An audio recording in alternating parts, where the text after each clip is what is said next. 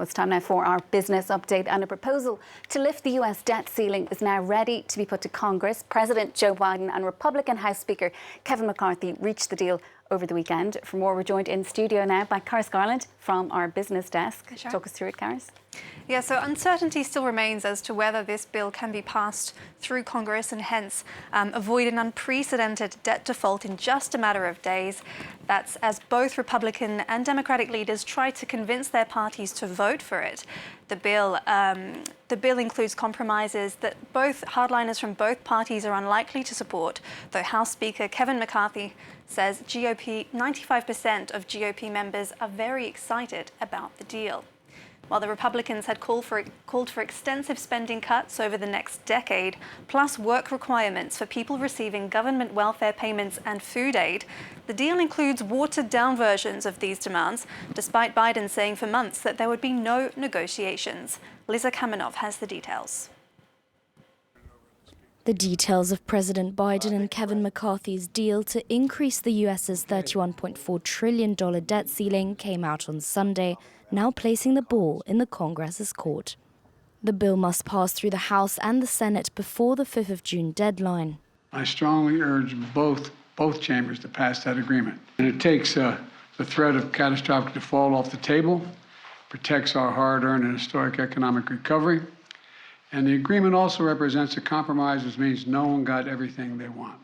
The deal would raise the debt ceiling for 2 years until after the presidential election, with an estimated debt increase of $4 trillion.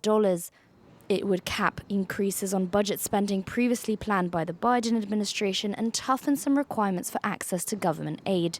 The 99-page bill will need a simple majority to pass through the House before moving on to the Senate. But the text includes compromises which neither the hard right nor left are likely to support. Several Democrats criticize the spending freeze, whilst hardline Republicans, with their zeal for austerity, say they'd prevent the bill from passing in the House. This deal is insanity.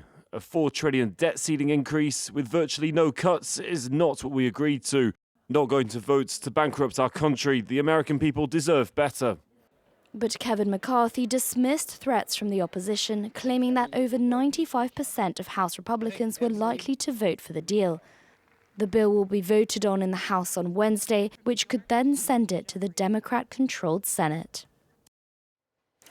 Well, investors are reacting positively to news of a debt ceiling deal. In Europe, both the Paris CAC 40 and the DAX in Frankfurt opened about a third of a percent higher, while the FTSE in London is closed for a bank holiday. In Asia, the markets are mostly higher as well. The Nikkei in Tokyo adding just over 1%, the Shanghai adding just under 1/3%, and the Australian Stock Exchange almost 0.9%, while the Hong Kong Hang Seng bucks the trend, down about 0.2%.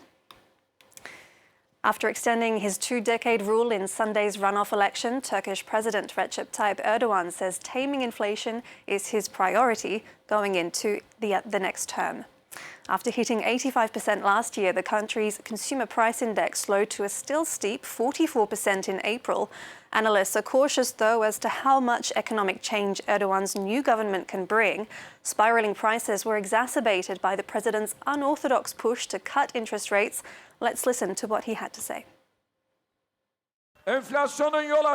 Solving the problems caused by the price increases as a result of inflation and compensating for welfare losses is the most urgent issue of the process ahead. It's not difficult for us to find a solution to these issues. Confidence and stability are the most important things, and we'll continue with these principles. We'll build a strong economy around these rules. China has seen the maiden flight of its first domestically produced airplane, marking a milestone in efforts to become more self-reliant. The C919, built by the Commercial Aviation Corporation of China, aims to rival single-aisle aircraft made by Boeing and Airbus. The company had received more than 1,000 orders from 32 customers by the end of last year. And though assembled in China, the C919 relies heavily on Western components from firms like General Electric. Well, the plane continues commercial flights this Monday with a return trip to Chengdu. And finally, the much-loved Mars chocolate bar will be getting a new look this Monday. A trial at 500 Tesco stores in the UK will see the confectionery items sold in recyclable paper packaging as part of an effort to cut down on single-use plastics. Comes after rival Nestlé switched to paper packaging for Smarties in 2021, and some Quality Streets chocolate made the same change last year. Well, Sharon, maybe that can be a bit of a guilt-lowering move there. You're wrapping up the competition. Caris, thank you so much. That is Caris Garland joining us there from our business desk here at France 24.